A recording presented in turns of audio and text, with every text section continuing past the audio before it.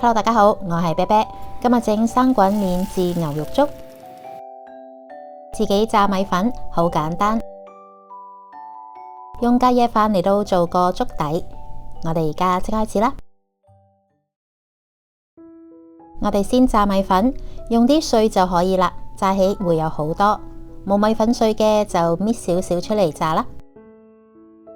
用個細煲放啲油，燒熱啲油先可以炸得起。唔知油夠熱未，就用一細條嘅米粉放落去試下。你見佢慢慢炸開，個邊先有泡泡，咁即係個油未夠熱。夠熱嘅話，應該一炸咁樣撒1-2秒就可以開晒噶啦。我哋一細汁仔米粉放落去，因為我哋唔係用好多油，分開幾汁咁樣炸，好快嘅。炸開就即刻要撈起，唔係會燶。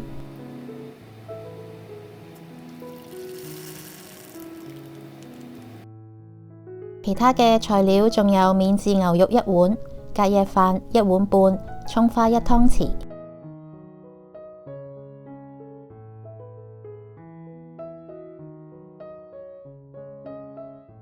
用隔夜飯嚟到煮個粥底。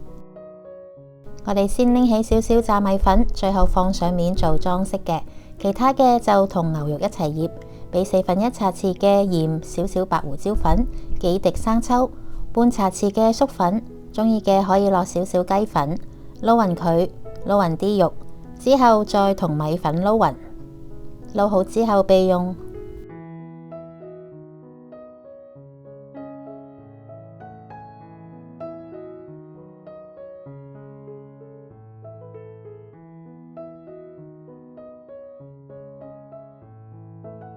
個粥滾起之後，撩下啲飯，我放咗2片薑，剪片嗰時快手剪走咗。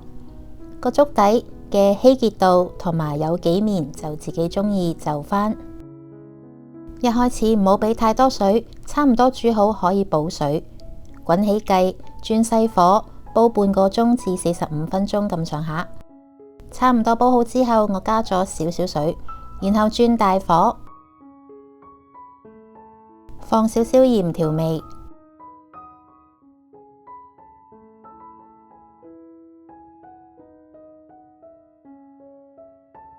牛肉放落去之前，俾少少油撈下，會更滑。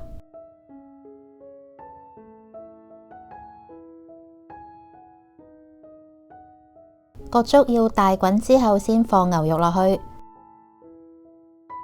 放咗落去之後攪下佢。我懶換個大啲嘅煲，唔好學我啲粥滾瀉。牛肉好快熟，差唔多見到轉晒色，就試下個味，然後再調味。我俾咗適量嘅鹽、白胡椒粉同埋少少魚露，冇錯，魚露放落去粥度提鮮，好好味嘅。冇試過嘅可以試下。咁呢個生滾免治牛肉粥就做好噶啦。中意花生嘅就用翻炸米粉嘅油嚟到炸花生，放上面，放埋啲蔥花同埋少少炸米粉做裝飾，咁就食得啦。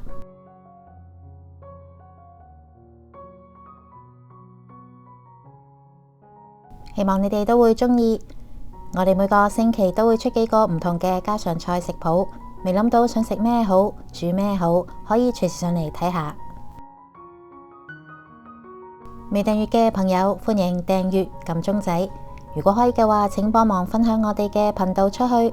多謝你哋嘅支持同收睇，我哋下集再見。